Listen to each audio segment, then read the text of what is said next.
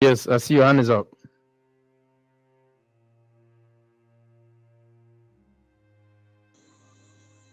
Are you getting me? Hello? Once Yes. again, good evening, sir. Good evening. Ac- According to me, Cameroonians does not want to work. Okay, they don't want to walk. They don't want to work. Cameroonians, their mindset, they have make up their mindset that they cannot make it. Meaning that they are just like living on, just they are just living. Because, for example, a Cameroonian will work when he has nothing to eat or no money to drink. When a Cameroonian does not have money to drink, a Cameroonian will go to work. When you give money, he will go to the bar. He will abandon the work and go to the bar, drink. When the money is finished, that's when he will start looking for another job again. I have one of my uncle in US. He once told me that in US, you have to work at least extra before you can make it. And from when I study, when I see that Cameroonian does not want to work. They are just depending on government. That they are just no, they are just complaining about government. It's because they don't want to work. It's not like there's no work in Cameroon. There is work because the little that is there, even to spend it, you spend less. You work less, but you spend less. So there's money in Cameroon, but they don't want to work. According to me, oh. Okay. Okay, that's a good one. Yes. Yes. So the money is there. There are opportunities in Cameroon, but the people don't want to work. Okay, that's a good observation. Yeah, Yes, very, Miss very true, Reverend. I'm yes, saying, Mr. Carbino, go ahead. yes, yes, I'm equally adding to this point. Like my own feel, like I said, I'm into painting. To tell you the gospel truth, for like, I don't know, everybody is lazy nowadays, seriously lazy. I don't know, for you to even you are getting somebody that you want to teach him how to do the job, then you are paying him, but that act of seriousness is not there. So I don't really know what we really want. I've gone to school. I did not come out then depending on the government or my certificate or whatsoever. Whatsoever thing that I'm doing now, people don't even believe. I need to put food on my table. I need to survive. So when I'm like trying to like maybe assist one or two people around me and they are not having that willingness to like actually get what my point is very discouraging as well. So I'm just contributing to his point that the actual truth now is that act of laziness. That's what you have discovered now. Everybody is into this coming and so on. They just want that easy life. I'm living in the university area, Bambi, like I said, and the life guys are living here. You cannot just imagine. So at one point, I'm asking myself, where are we heading to? Because they want that easy life. They just need things to be going easy, and they don't care to know the repercussion about it the next day or whatsoever. So it's really kind of funny. Wow. So you think that the problem is the people don't want to work? Yeah, you don't want to work. You don't want to work. And Then it's super true. th- okay. And then when we look at those who have maybe the tendency to go fight, are these the same group, or can you differentiate the groups? I don't understand. Is it like most of the people don't want to walk? How many percent can you guys put on that? Like how many percent don't want to walk? How many percent really want change? Uh, yeah. For me, the scale too really varies because at one point when you really look at the scale, you might be thinking that less, maybe around 40% I don't really want to work. Maybe then 20% are really into this. They want to change by these other means that we all know about, and then the remaining percentage they are just there. Some of them are thinking of having their full support from the government whatsoever. So is really contradicting when it comes to the ratio of people willing to work and those who don't want to work and so on. Wow. Okay. Yeah, because yeah, I'm so glad that you guys brought that point up. Yeah, before we get into maybe diagnosing what you guys have said, yes, let's keep the conversation going. But that is a great input. So where else? What do you think? What do you think is holding us back? What is holding us back? Yeah, Cameroon. Some people are lazy; they don't want to work. We've heard that. Yeah, very few people want to really work. Some very few people really want change. Right? Some people depend on the government. They hope that the government will give them everything.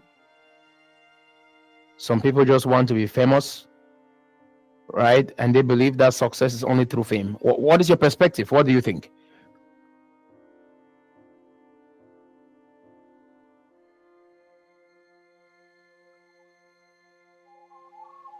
Yes. Yes, I'm really glad with the point. Uh, I don't know who raised it up concerning those that they don't want to work.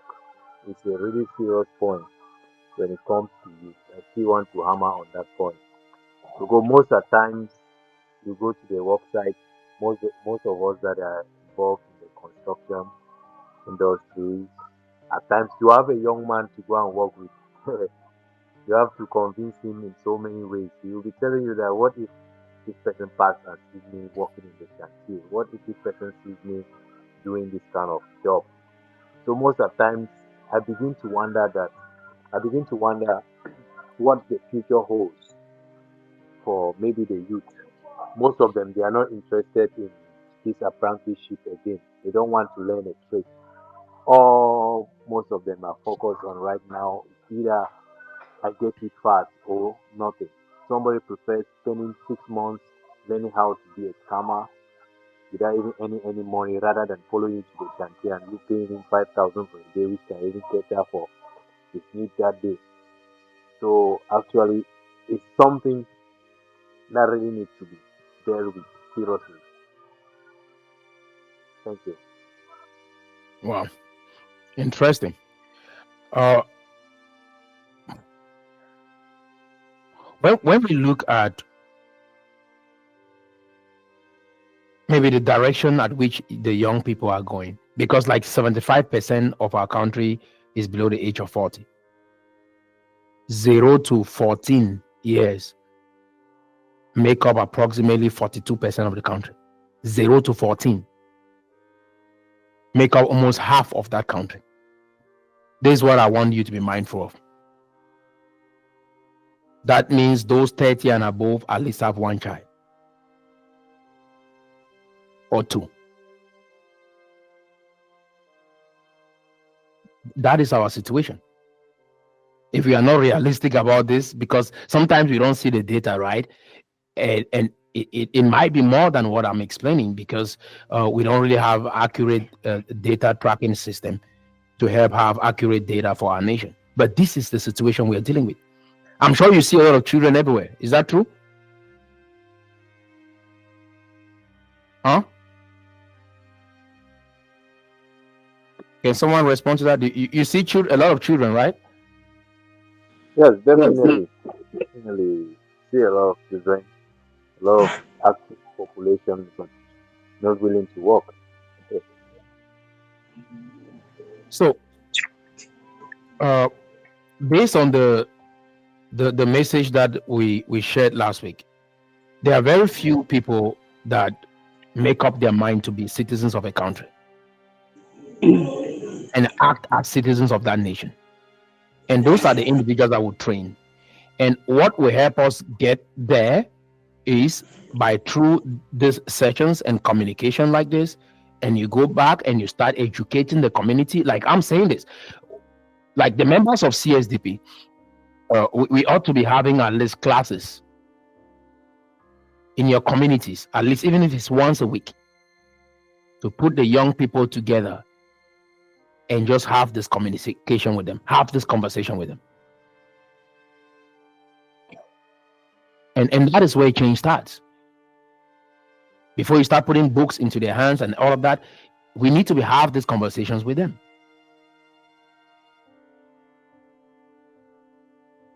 We educate them. People need to be educated to be citizens. People need to be educated to become upright citizens. People will love hard work. When you look at the reason, for instance, we talk about people being lazy and don't want to work.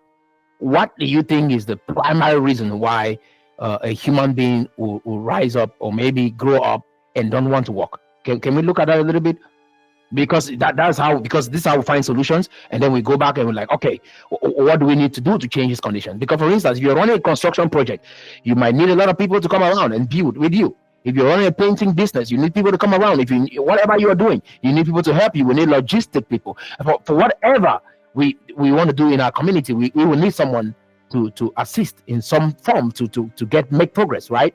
So if you don't have the strategies and the skills to go persuade people to turn from being lazy to hardworking, that means if you have a big project like the one we have right now, you will not have active citizens that want to participate and engage. So let's look at some of those. I'm not saying everyone must be maybe or run a business. Not everybody will run a business. Not everybody has a desire to run a business, right? Let's establish that point. But at least someone should desire to even show up and work and make some money to take care of themselves. We need to create those kind of human beings. And let's assume we don't have any. All we have right now is broke and lazy people that you have. Maybe 80%, who knows, right? How do we turn them from people that are lazy to become hardworking and people that love work? How can we do that? What do you think is the primary reason? Why do people wake up and just feel like they should be lazy around? Yes, Mr. Kenna, go ahead, sir. Yes, from my own observation, I think it's a kind of education that Education. yes, that the kind of education that is still in the young Cameroonians, the kind of educational system we have. Because somebody will go to school, will study maybe for 2 years, it comes out that he did geography and he has never known what a rock or whatsoever is. But we know that our country currently is actually growing, and from what I think if we can encourage vocational training centers, open up more vocational training centers, train more people to work, because some other people they don't actually have the means or the skills, because at times it's difficult to do apprenticeship the way the way they teach maybe apprentice at times here in Cameroon. Somebody will say, instead of me learning a trade, I prefer in my house. The way I passed the other day, the near that guy, he was kneeling down carrying a bucket of water, which he is actually trying to learn a trade. So I think encouraging vocational training centers actually in Cameroon will wipe away that notion that youth don't want to work, because there are actually some that want to work but do not know where to knock to learn a trade, to actually be equipped with that knowledge to work. And rather they go now to university, find maybe easy courses, do the easy courses. When they are done with that, they come out and start saying that the government is not willing to give us jobs, the government is not willing to give this. But if they go to vocational training centers, which the training is more focused on practical than the theoretical, gain that skill. When they come out in the society now, they can now be integrated in the society, and they have a place, a saying. Because look at That's a good point. But, Mr. Kenna, let's also look at it. But so before this human being grew understanding that they ought to go to a university, because right now we are dealing with two groups of individuals. We have the 0 to 14 that are still growing up, that will probably become the same group of people, right? Or they can take a different path based on what can be done right now to change this situation.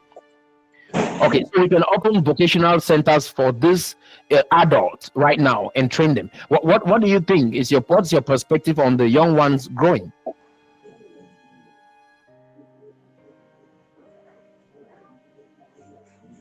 on the young ones growing, actually, you know, actually we have different stages. Like we have, you have to go practical knowledge because leaving high school, you're well educated and where you're well educated, you can handle certain reason for yourself because we are equally looking at a situation that maybe people will not be able to reason for themselves because there are times you even find difficulty talking with somebody. You have to first of all try to make that person be in your own level of understanding or you be in that person's level of understanding before he absorb the information you're trying to pass across to him. So at that stage, I think instead of integrating into the university and doing something that is not professional, instead they should pivot into professional school because you are looking at a younger population, like you Okay. rightly said, from So 14. you think these people that we assume that they are lazy right now, how do you persuade them to go learn a vocational trade or go to a vocation? How do you persuade? What do you say to persuade them? Because at the end of the day, the first thing might be to really maybe you go create the school, but are they going to come there? Are they going to have the desire to come there? How do you persuade them to even get to the frame of mind that this tracks is something that might be beneficial for them and their future and their nation? Uh, Yes,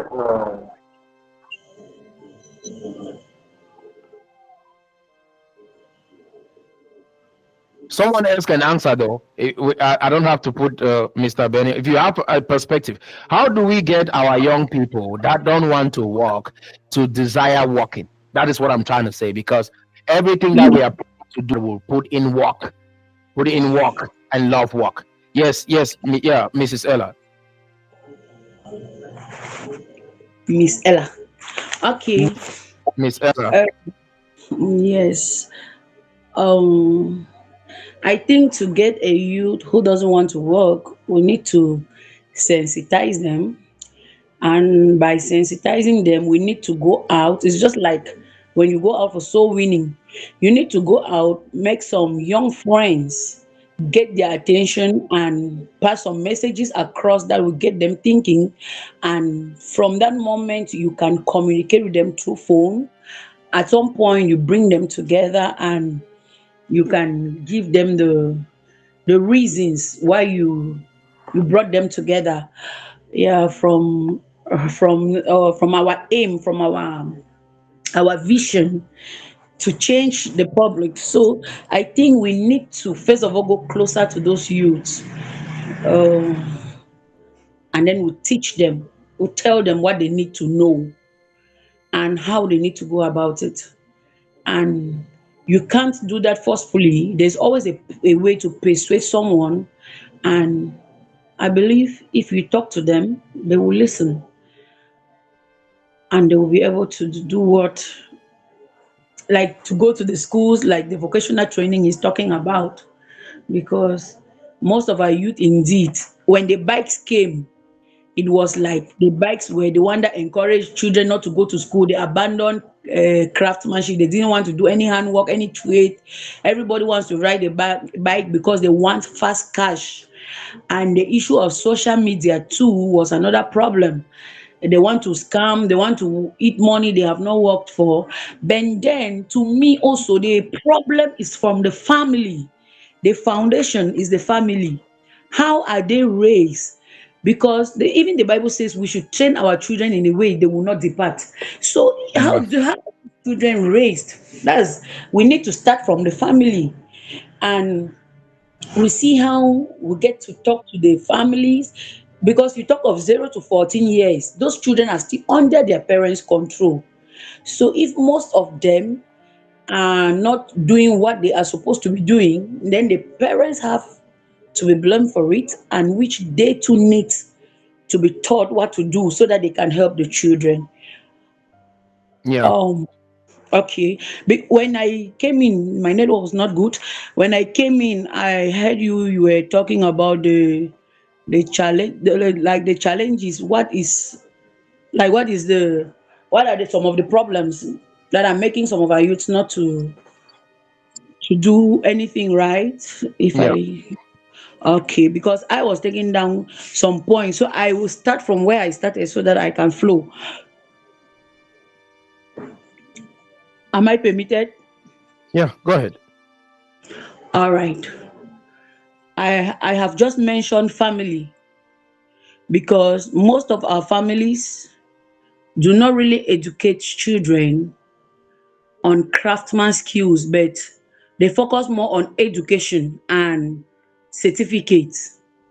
For example, I was telling a friend that in school we'll learn whether it's 100 meters is equals to 1 kilometer, or I don't know. But if they put us on the road to measure 1 kilometer, we cannot even measure the 1 kilometer. We just know it's that's how it is. But if they put you that from year to year, show us a kilometer, you will not be able to show a kilometer because we've done more of theories and we have just that notion. And sometimes the theory doesn't really give the exact thing that is on the field. When you go to the field, you will see different things from what you are being taught. Yeah. And then concerning that education too, because it depends on the type of family you came from. My family, for example, is a family of teachers, and my mother believes that it is only a decent job that can make you earn a living with respect. All right. When I grew up, I loved agriculture, loved farming.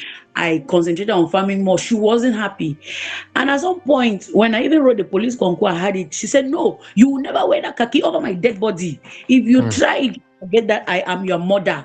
So any other thing I want to do, she's not in support of it. At some point, I became confused. I didn't know what I want now. I told her that I'm not doing anything. I will just concentrate on my farm. She sat and she was bothered. And she said, "Don't you think you should go back to school and have certificate?" I said, "What are the certificate for? I see people with certificate without jobs. So my case will not be different. I'm not going anywhere." So, and you see, she kept on encouraging me to go to the teaching field where almost the entire family is in the teaching field. And she insisted, "It is a noble Exactly. profession, this." So you see, it was not my choice, but she insisted.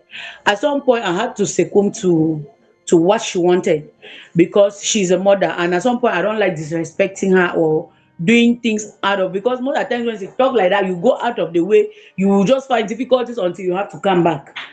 So I was like, even my younger brothers, they have degrees, they have some have masters, but then they don't have jobs. Why? Because those are the things you wanted us to do.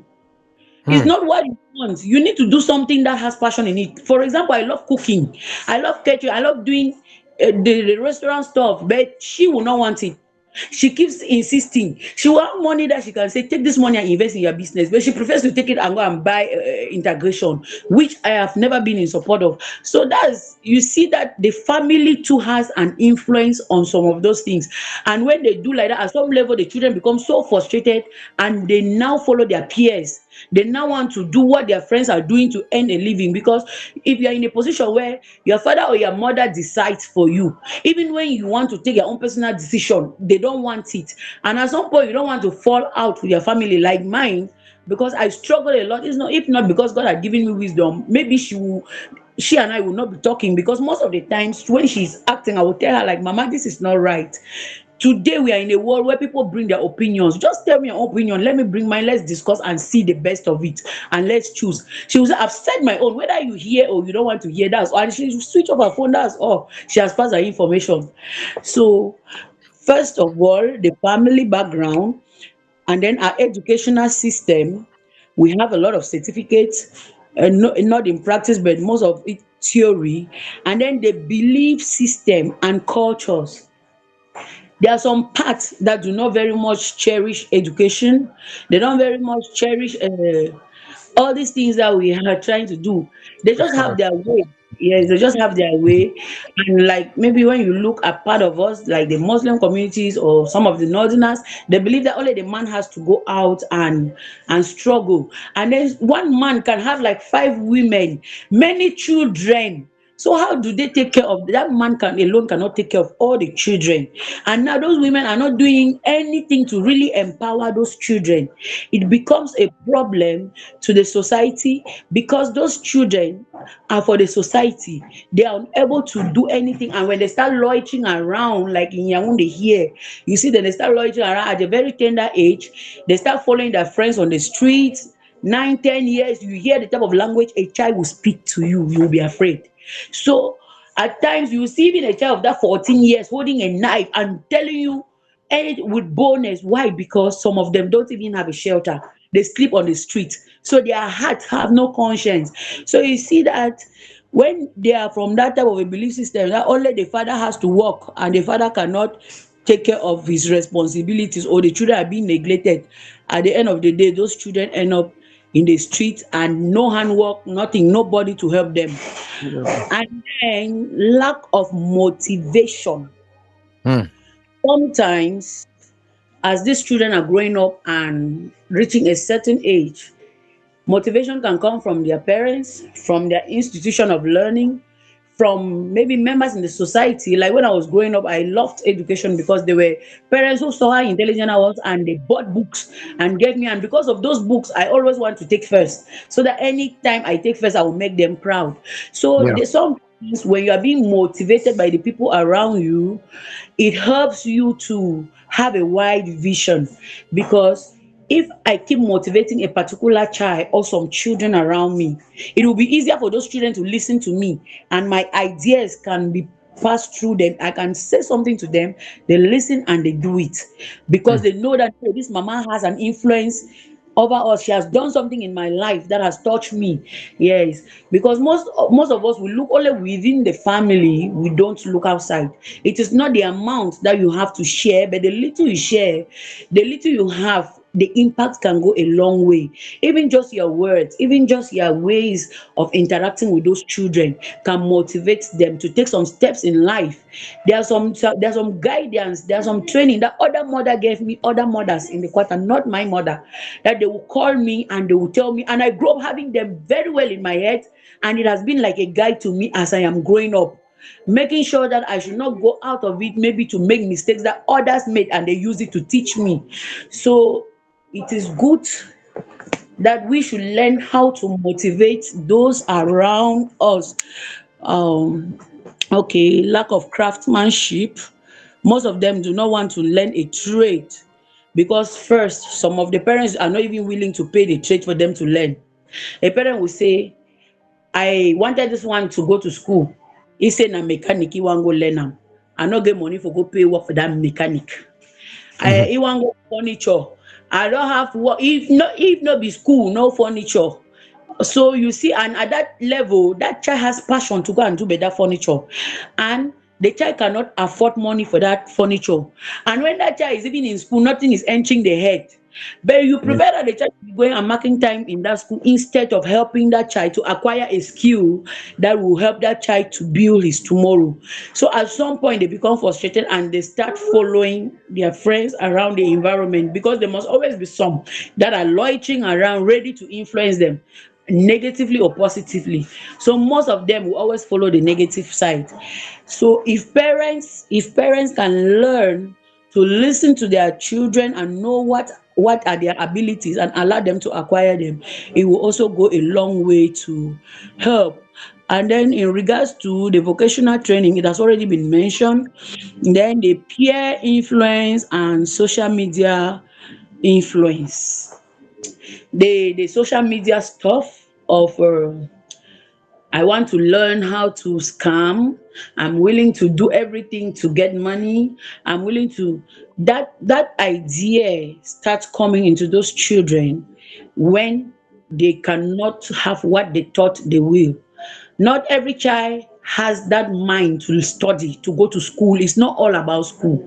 But then Yeah. you can train the child in a way where that child will acquire skills, but still yet knows that knowledge is important because it will help him to interact in the society.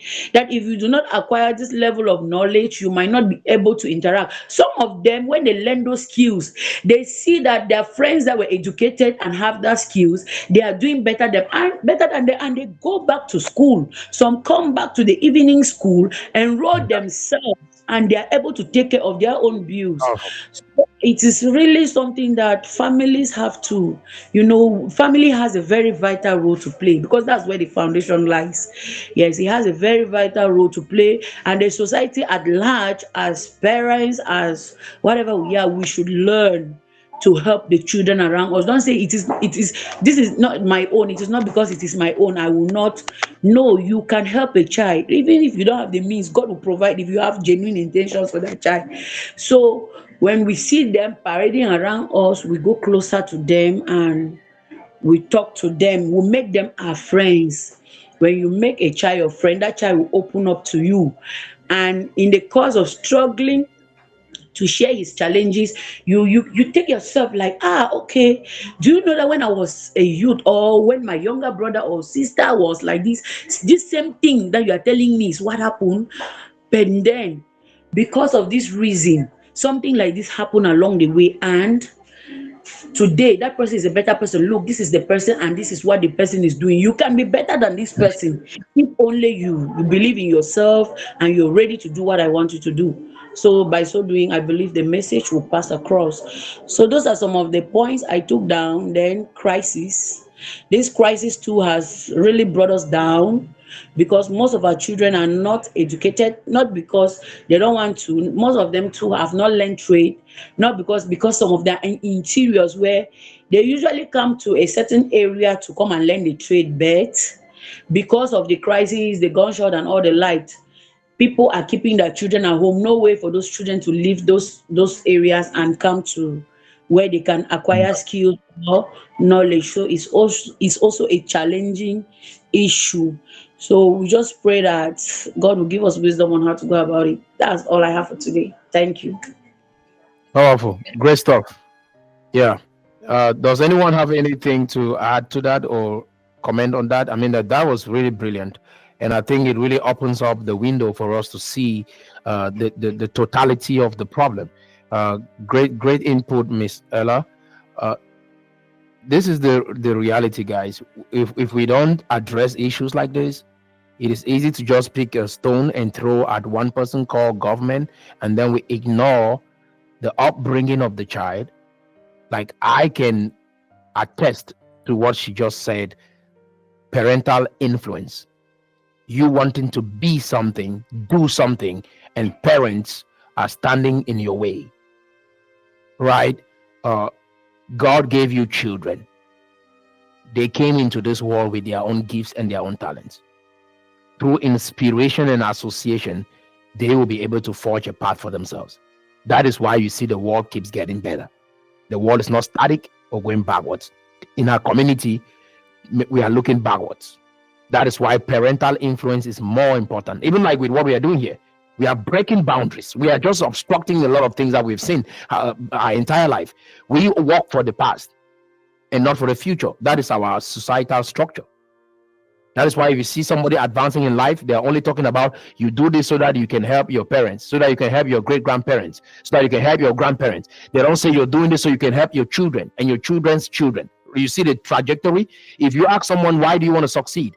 And most of the time, I'm not saying you don't help your parents, but the priority is that you make your own life better first. You make your children's life better. You can assist your parents along the way, but at the end of the day is that the future generation becomes better. That is how you see life is structured here in America. They're thinking looking forward. We are thinking looking backwards. And I think that is something we are interrupting through this organization. So I agree with Miss Ella tremendously on those points that she brought out. And this is how we start the conversation. I mean, like, we should be so busy, at least like every week, you should be having a meeting like this and you come back here with feedback. You've put the young people, if you walk down the street right now, you might need 5 or 10 young people that you can have a 30-minute conversation with them, that you can exchange numbers, and it leads to something amazing. And it's all about like these conversations and perspective. You might think you're wasting time. You're nurturing a future employee or someone that you can connect with the company, and tomorrow they'll become great. And guess what? You will be able to look back at that individual and say, because of that conversation. Are we tracking? Yeah, because next week, as we come together, I want to hear that, I went out and I met a couple of young people in the community, and this is the kind of conversation we had, and this is where it led to. Because when we have those individuals ready mentally, and we create those vocational centers, they'll be able to come in and learn something. It might be a business that you start now, like what Mr. Cabrino described, like with his job. Okay, and then now I can take them. I want you to become an apprentice. I begin to teach you, because I think that's maybe one of the best ways is to start a business that is at least generating revenue, and then they are learning in the process. I think that is one of the best ways to the vocational training. Yes, that is another option, but I think training in the job and making money in the process to sustain themselves while you guys are building together and building a company, I think that is amazing. So the education system has failed us. Parents have failed us, especially parents, right? I know people that would have become great athletes, and this is the comparison we were making last week compared to the francophones. The parents have that laissez-faire habit to let their children be. Somehow something will come out. Let's say, for instance, if you were in the community and you saw Samuel Etofis, he goes out in the morning, train for maybe 4 hours, playing soccer, and he comes back, and the rest of the time he's in the community walking around, and you think he's useless. You didn't know that he spent that 4 hours or that 5 hours on something, one thing. That's what specialization is all about, and that is what we are encouraging in this organization. Find one thing, one that you are good at, this thing, that no matter what, if they want to put 10, 20 people on the line and ask, guess what? You will become one of the, you will be one of those great individuals within that group, right? Like, why? Because you specialize in something that you're really good at.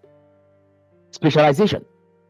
And you might see him in the community, and this is what we should learn from our francophone counterparts. And this is why we come together as a community, to learn from each other, because we only stay in our own corner. We don't know what is happening, right? My dad worked for the American embassy in Yaoundé, so he spent a lot of his time in the francophone zone as well, right? Before coming back home to the Northwest and all of that. And with that, he was able to put some. There was some strictness in the house, but there was some laxity as well. And most people even complain in our family, like, why this? Like, we do what we want to do sometimes, and he doesn't restrict us, because he was able to interact in that community and learn. Like, you gotta let children sometimes do what they feel like they want to do, right? And through that, they explore and learn and become better at what maybe they are really good at. And that is what I'm saying. So what is my point? Parents need to cooperate with their children. And these are some conversations you can be having even with parents in the community. That the kind of Cameroon that we are building right now moving forward is the kind of Cameroon that, mom, what has not worked for you, let that not be my own story. Let that not be your children's story. This whole going to school, getting a certificate and becoming a government employee, has it worked for you? Why do you think we should pick up guns if it has worked for you? Why do you think the country should be separated if it has worked for you? Right? We've just stayed in the corner, and all we've been looking at is resources and government. And guess what? Look at what our lives has become. And this is the kind of messages and conversation that we start having with our parents and community leaders. We start pushing for this.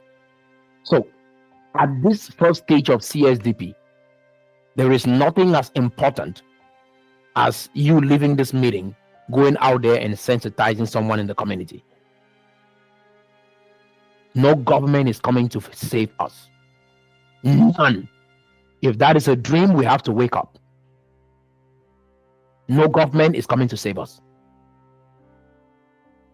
We will save ourselves. If you like this video and you want to watch another one, click right here.